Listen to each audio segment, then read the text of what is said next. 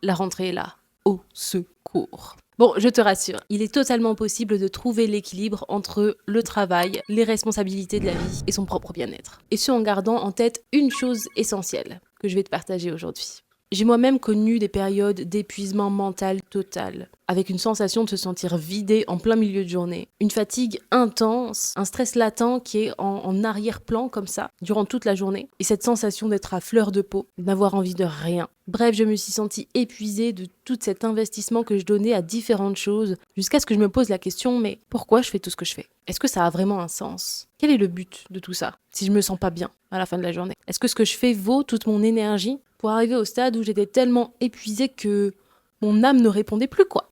Je n'étais plus connectée à moi-même. Je me donnais tellement pour ce qui était extérieur à moi que j'étais totalement déconnectée de moi-même. Et on se rend pas compte à quel point on peut se mettre dans cet état émotionnel, psychologique, physique, sans même s'en rendre compte, quoi. Par ce train-train quotidien, par toutes les choses qu'on a à faire durant toute la journée, et demain, et après-demain. Bref, on n'en finit plus. Mais c'est lorsque j'ai instauré la méthode que je vais te partager aujourd'hui que j'ai su remonter la pente et sortir de cette situation pour que je me retrouve dans un quotidien qui est beaucoup plus calme, serein et aligné à mes besoins. Si tu ne me connais pas déjà, je m'appelle Cyrielle, je te partage différents conseils, différentes choses à mettre en place dans ton quotidien pour prendre soin de toi et maintenir une bonne relation avec toi-même. Et c'est dans cet nouvel environnement, cette nouvelle ambiance, cocooning, n'hésite pas à me dire ce que tu en penses d'ailleurs, que je t'accueille aujourd'hui pour te partager justement cette méthode simple et rapide à appliquer dans ton quotidien pour t'assurer de garder un équilibre entre le travail et ton bien-être. En plus de ça, c'est la rentrée, donc j'ai envie de dire, c'est une très bonne occasion pour instaurer de nouvelles habitudes en faveur de son bien-être. Et pour bien intégrer cette méthode que je vais te présenter aujourd'hui, je vais également te proposer 3 questions principales à intégrer et à considérer dans ton quotidien.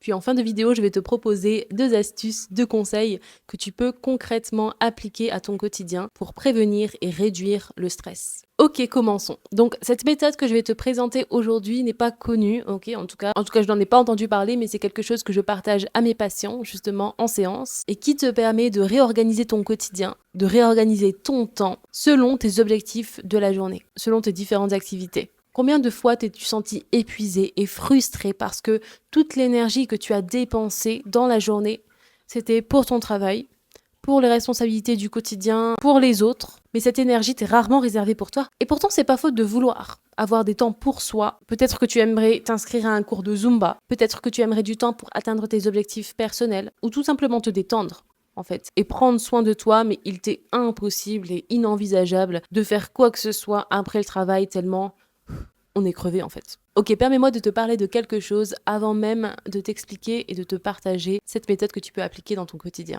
Je vais changer de position. Ok. En tant qu'être humain, on a tous une certaine quantité d'énergie à dépenser chaque jour. On dépense donc chaque jour une certaine quantité d'énergie utilisée dans les 24 heures. Bon, 109 heures de sommeil en moyenne, on va dire 15 heures durant lesquelles on utilise notre énergie. Encore une fois, ça dépend un petit peu des personnes. Bon, imaginons maintenant une fiole d'énergie. Cette fiole d'énergie représente tout l'investissement, toutes les ressources, toute notre énergie disponible durant la journée, durant ces 15 heures. Cette énergie nous permet de répondre à nos besoins vitaux ainsi qu'à nos activités secondaires. Et chaque jour, on va, pour chaque activité, pour chaque situation dans laquelle on se retrouve, pour chaque expérience, on va dépenser une certaine quantité d'énergie. Et chaque pensée, chaque situation, chaque action va nécessiter une certaine quantité d'énergie plus ou moins importante. Que ce soit au moment de se lever, la routine du matin, l'activité professionnelle, le déplacement jusqu'à l'activité professionnelle ou l'école, ça dépend un petit peu des situations. Mais ce sont clairement les lieux dans lesquels on va passer le plus clair de notre temps durant la semaine. Donc potentiellement plus d'énergie à dépenser dans ces lieux-là. Et en fin de journée, on rentre et puis l'énergie qui va être dépensée dans ce qui est réseaux sociaux, les tâches ménagères, puis la cuisine à faire, tout en considérant également toutes les interactions qu'on peut avoir en une seule journée. Et on ne se rend pas compte à quel point les interactions sociales puisent notre énergie. Bref, on dépense toute la journée de l'énergie et même quand on ne fait rien, on dépense aussi de l'énergie. J'imagine que ça t'est déjà arrivé de ne rien faire de ta journée et pourtant te sentir beaucoup plus épuisé que lorsque tu fais des choses. Ça aussi, c'est réel. Mais à mesure que notre journée s'avance, cette fiole d'énergie va se vider progressivement. La concentration va également diminuer et la fatigue augmenter. Mais combien de fois as-tu ressenti un épuisement profond en réalisant que tu te sacrifies pour le travail, pour les autres, pour ses responsabilités, mais et soit dans tout ça? On s'oublie, on ne fait que s'oublier de plus en plus.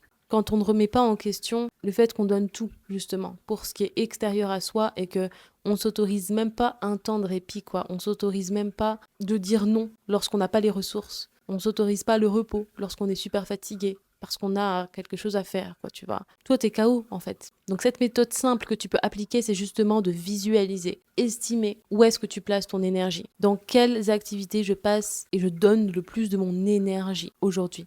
Et où est-ce que tu voudrais la placer davantage, cette énergie? Ok, je vais te donner un exemple très simple, d'accord? Je pense qu'on est déjà tous passés par ce truc-là et peut-être que tu pourras t'identifier. Donc très souvent, le matin, on fait vite, quoi.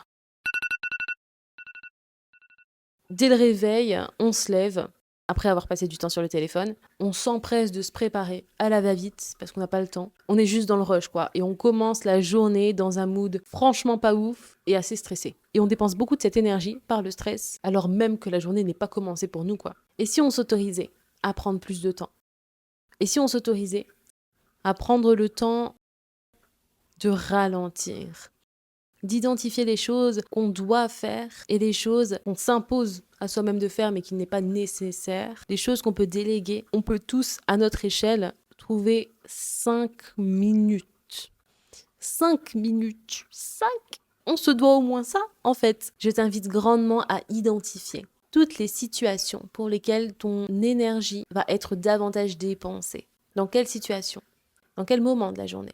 Est-ce que c'est pareil le lundi que le mercredi? Est-ce que le matin c'est plus compliqué que le soir? Quand est-ce que ton énergie est le plus dépensée? Et également donc s'autoriser à la recharger, cette fiole d'énergie, à prendre cette énergie également pour soi, que ce soit pour te reposer, pour une activité que tu aimes faire, sans forcément qu'il y ait de résultat à la fin, sans forcément que ça soit productif, ok? Le but c'est vraiment que tu utilises aussi cette énergie pour toi. On le mérite également. Tu le mérites également. Il est important pour ton bien-être de gérer cette énergie là où tu veux également la dépenser parce que, mine de rien, à la fin de la journée, elle est quand même dépensée. Peu importe ce que tu en fais. Autant que ce soit également pour des activités qui soient alignées avec toi, n'est-ce pas? Et si ça veut dire ne rien faire du tout, ça veut dire ne rien faire du tout. On veut alors maintenant se poser 3 différentes questions. Donc la première, je te l'ai déjà partagée, dans quelles activités je veux mettre mon énergie? Dans quelle activité ça fait plus sens pour moi de mettre mon énergie? La deuxième, ça va être, est-ce que je m'accorde des pauses pour recharger mon énergie? On en a également parlé. Et la troisième question sera plus axée sur la sphère relationnelle, parce que, bon, cette énergie, elle est dépensée dans toutes les sphères, ok? C'est important que tu identifies toutes les sphères, mais si tu es hypersensible, tu vas certainement comprendre pourquoi, justement, je mets cette question-là. Mais la troisième question, ça va être, dans quelle relation je mets le plus de mon énergie? Dans quelle relation j'investis de ma personne, au point où parfois, compliqué, quoi.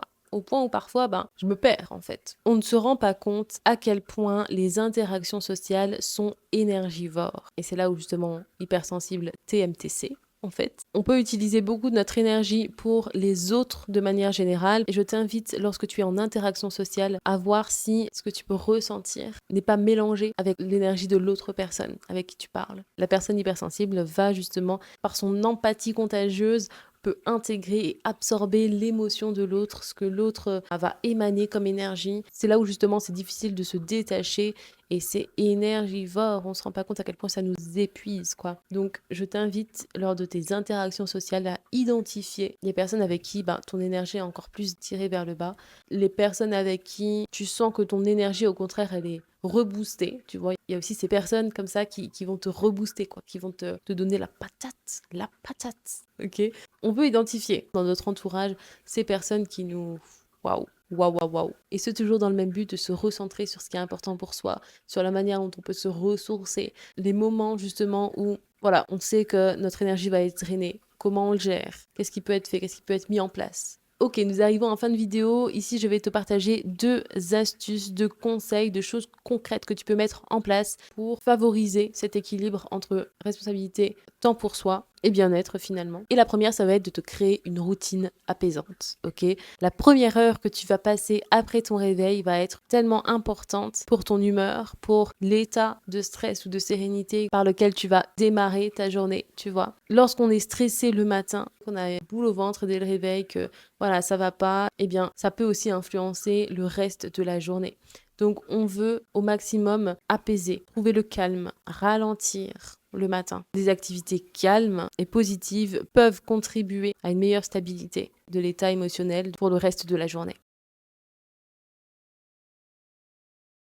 Bref, les habitudes que tu instaures dès le matin vont vraiment être bénéfiques. Ça peut être de l'exercice, ça peut être une promenade, ça peut être de la méditation, une respiration consciente. Ça peut être aussi profiter du moment présent lorsque tu bois ta tasse de thé. Tu vois, on veut instaurer des habitudes en faveur de notre bien-être. Si je commence ma journée dans le rush, je ne veux pas m'étonner à ce que je sois beaucoup plus frustrée, beaucoup plus stressée, beaucoup moins de bonne humeur. On va juste se précipiter et avant même que la journée ait commencé, on en a déjà marre, quoi, tu vois. On veut s'autoriser à ralentir et t'autoriser à faire quelque chose pour ton bien-être avant d'aller au travail. Ce n'est pas parce que la majorité du temps, on va le consacrer au travail aujourd'hui qu'on ne peut pas s'autoriser 1 heure pour soi avant d'y aller, tu vois. Ou 30 minutes ou 10 minutes, bref, tu l'as compris. Prenons cette première demi-heure pour soi après le réveil. Le deuxième conseil que je vais t'inviter à instaurer dans ton quotidien, ça va être d'identifier et d'instaurer dans ta journée les moments durant lesquels tu as besoin d'une pause. Les moments dans la journée où tu sens que ta concentration commence à baisser. Lorsque tu te sens stressé,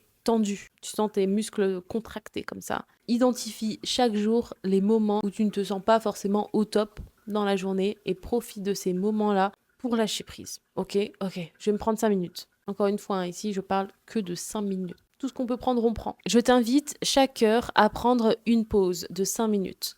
Ok, on se déconnecte totalement de ce que l'on fait et on pense totalement à autre chose, on fait totalement autre chose, on se divertit pendant 5 minutes, ça peut être une musique relaxante pendant 5 minutes, une promenade de 5 minutes, ça peut être juste prendre l'air, un verre d'eau, parler avec une autre personne, mais en tout cas pendant 5 minutes, on se déconnecte totalement de la tâche qu'on était en train de faire. Ok. Et d'ailleurs ici je te propose une pause toutes les heures, mais sache qu'il est recommandé plus de le faire toutes les 25 minutes environ. Et oui.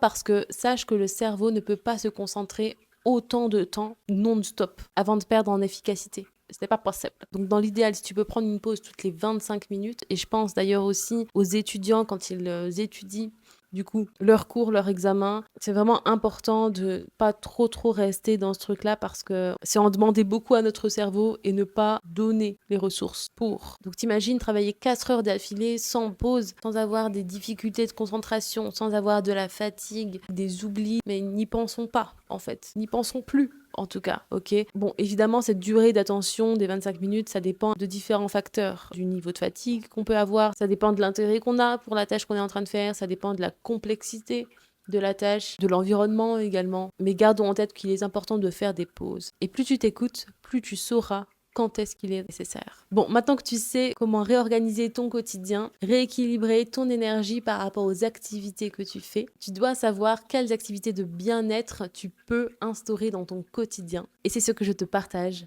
dans cette vidéo.